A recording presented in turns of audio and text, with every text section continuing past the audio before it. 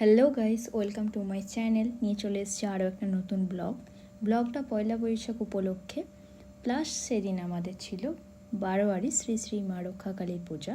তো সেই উপলক্ষে বেরিয়েছিলাম কিছু কেনাকাটা করতে। তো কেনাকাটা হয়ে যাওয়ার পর সিধে বাড়ি আসছিলাম। তো দেখতেই পাচ্ছ তোমরা কিছু ভিউ, খুব সুন্দর লাগছিল। তো আমরা চলে গেছিলাম তারপর পুজো দিতে। দিনের বেলা ছিল শীতলা মায়ের পূজা। তো মা আর আমি যাচ্ছিলাম মন্দিরে পূজা দিতে, দেখতেই পাচ্ছ। তো যেতে যেতে যেতে যেতে দেখতেই পাচ্ছ মণ্ডপে ফাইনালি পৌঁছে গিয়েছি। মণ্ডপে পূজাগুলো নেওয়া হচ্ছিল, প্রত্যেকেরই নামে নামে পুজো নেওয়া হয়। পেপারের মধ্যে ফল, চাল যা যা দেওয়া হয় সেগুলো একটা পেপারের মধ্যে দেওয়া হয়, আর জায়গাগুলো ফেরত দিয়ে দেওয়া হয়। তো দেখতেই পাচ্ছ এখানটা মা শীতলা মায়ের মন্দির। তো এখানটাতেই যারা যারা দণ্ডি দেওয়া হয়, পূজা পাঠ হয়। তো যারা যারা দণ্ডি দেবে, মানে যাদের মানসিক ছিল তারা প্রণাম করছে। তো দণ্ডি হয়ে যাওয়ার পর একটা রিচুয়ালস থাকে, সেটা হচ্ছে ধুনুচি পোড়ানো। প্রত্যেকের মাথায় কাপড় জড়ানো থাকে, মানে গামছা জড়ানো থাকে, মাথায় একটা সরা আর দু হাতে দুটো সরা থাকে, তার মধ্যে ধুনুচি দিয়ে।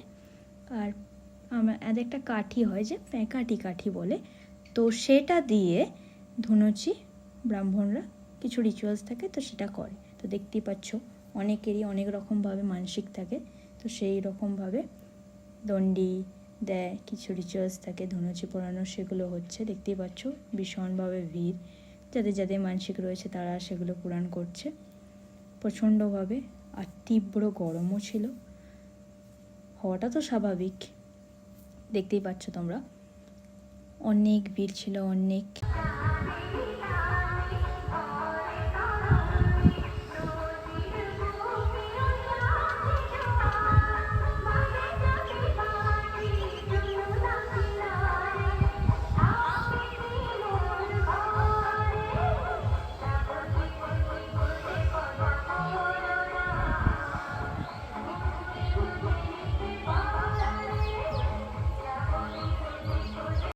তারপর সন্ধেবেলা খাবার বানানো হচ্ছিল, যেটা খাবার তৈরি হয়ে গিয়েছিল।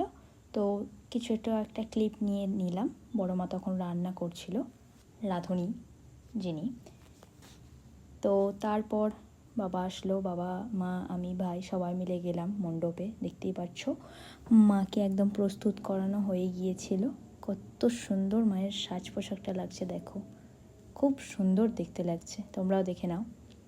তারপর আমরা প্রণাম করে একটু লাইটিং দেখতে গিয়েছিলাম।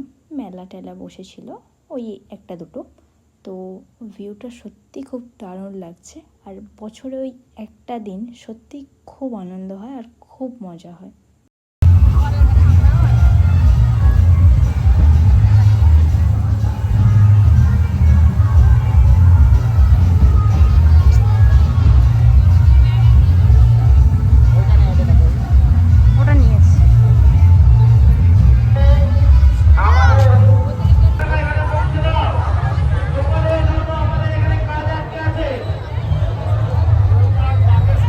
রাত যত বেড়ে চলেছিল মণ্ডপে ভীষণ রকমভাবে ভিড় হতে চলেছিল, মানে হয়েই যাচ্ছিল।